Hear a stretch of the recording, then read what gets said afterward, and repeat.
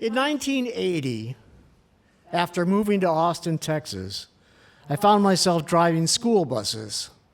I worked at the downtown base where it was mostly special ed vans.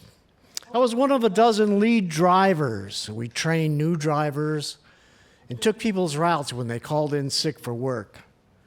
If no one called off, we just sat around discussing music, politics, relationships, basically getting paid to play dominoes and ponder the meaning of life.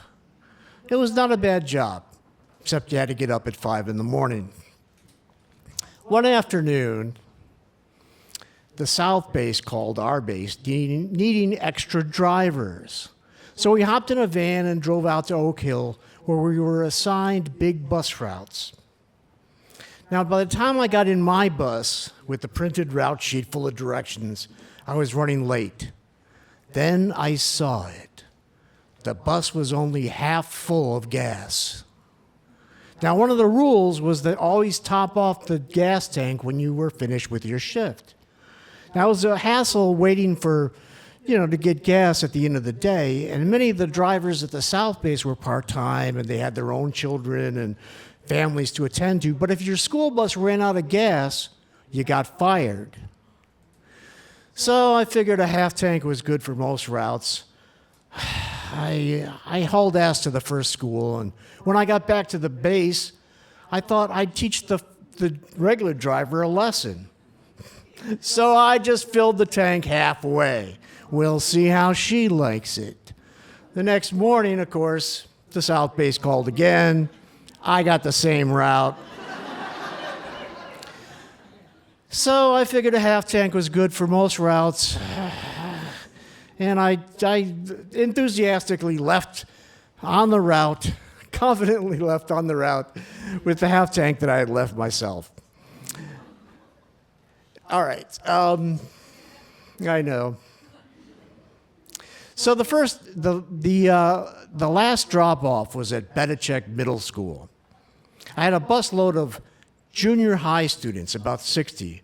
They were loud. Now, to put this in modern perspective, children of 1980 would be considered, by today's standards, wild and feral, with the most horrific and unpredictable being junior high students. I looked at the gas gauge. It read just below E.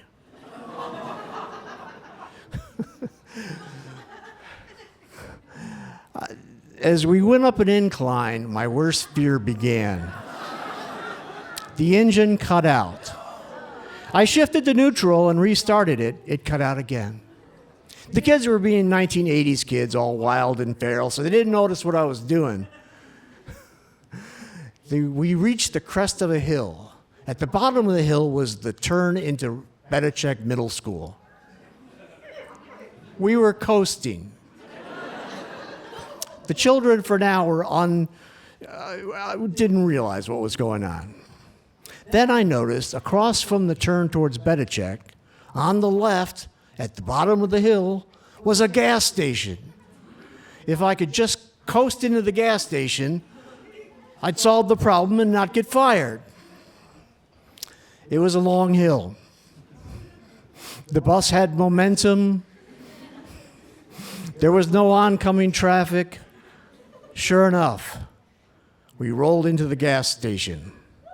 There was an old fella in a chair, leaning up against the outside of the Art Deco gas station.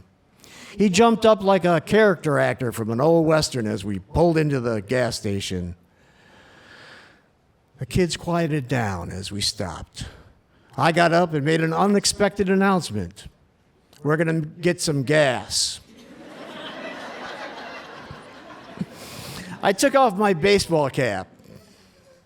I'm going to pass around this hat. If any of you would have some extra lunch money,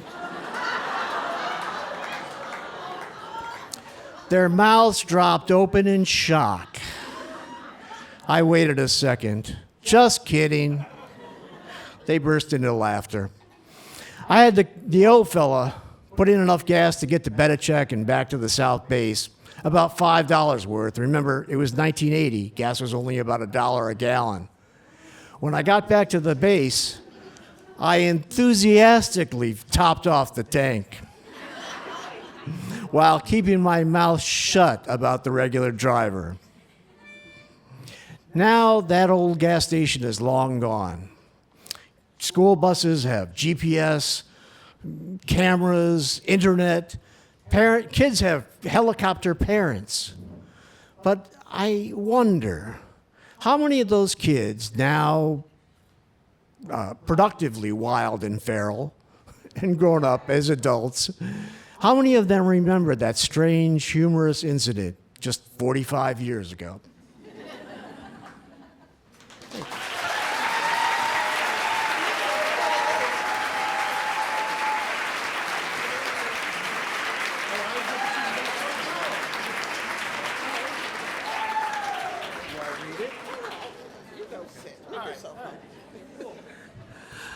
Michael, everybody. Michael and Moody.